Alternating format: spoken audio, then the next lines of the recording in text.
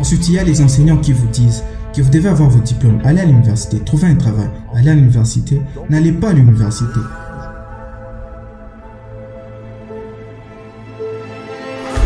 Donc la société, les parents, quiconque ont établi des normes pour que vous jouiez en toute sécurité, pour que vous ne preniez aucun risque. Quand on dit « il est temps de devenir un homme », il s'agit vraiment d'arrêter de se trouver des excuses.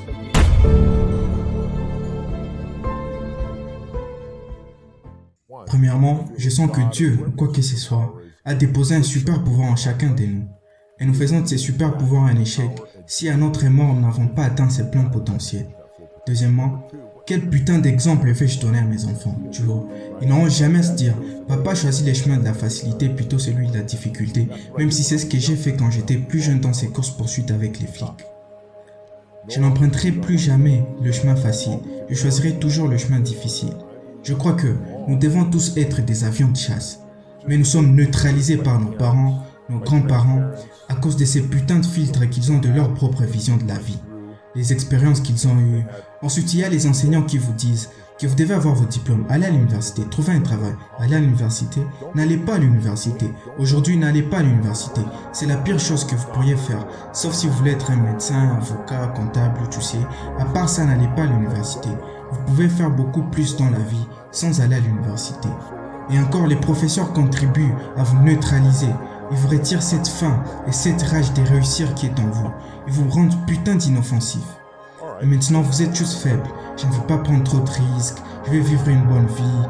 Et donc, vous ne sortirez jamais de la médiocrité. C'est la faiblesse. Pourtant, tout le monde à l'intérieur a cette faim. L'avion de chasse qui est en vous n'a pas disparu. Il a été supprimé. Donc la société, les parents, quiconque ont établi des normes pour que vous jouiez en toute sécurité, pour que vous ne preniez aucun risque. Mais peu importe si vous perdez, tant que vous ne mourrez pas, vous pouvez revenir immédiatement. Et donc, pour être un gagnant, vous devez juste être déterminé, obsédé sans relâche, à parvenir à un résultat face à toute adversité. Le perdant est quelqu'un qui cherche toujours le chemin facile, l'échappatoire. J'avais ces habitudes de perdant. Le perdant est celui qui appuie sur les boutons snooze tous les jours parce qu'il préfère dormir 10 minutes supplémentaires plutôt que se lever et dominer sa journée. Chaque matin, sur ma table de nuit, il y a 2 piles de dominants alignées. Au bout de la première pile, il est écrit « Tu es un perdant ». Au bout de la deuxième, il est écrit « Tu es un gagnant ». Si j'appuie sur le bouton snooze, je pousse le premier dominant de la pile du perdant, ce qui veut dire que le reste de ma journée sera minable. Et avec cette mentalité, je ne vais jamais appuyer sur ce bouton. Parce que je me suis vendu à l'idée que lorsque j'appuie sur ces boutons, je deviens un perdant, un moins que rien. Genre, ma journée est destinée à être merdique. Et certains pourraient dire, vous êtes vraiment dur avec vous-même. Eh bien, plus de gens devraient être durs avec eux-mêmes. Parce que nous nous mettons dans une bulle où on quitte le chemin de la discipline. Soyez dur avec vous-même, trouvez et gardez cette discipline. Personne n'est là fait pour moi.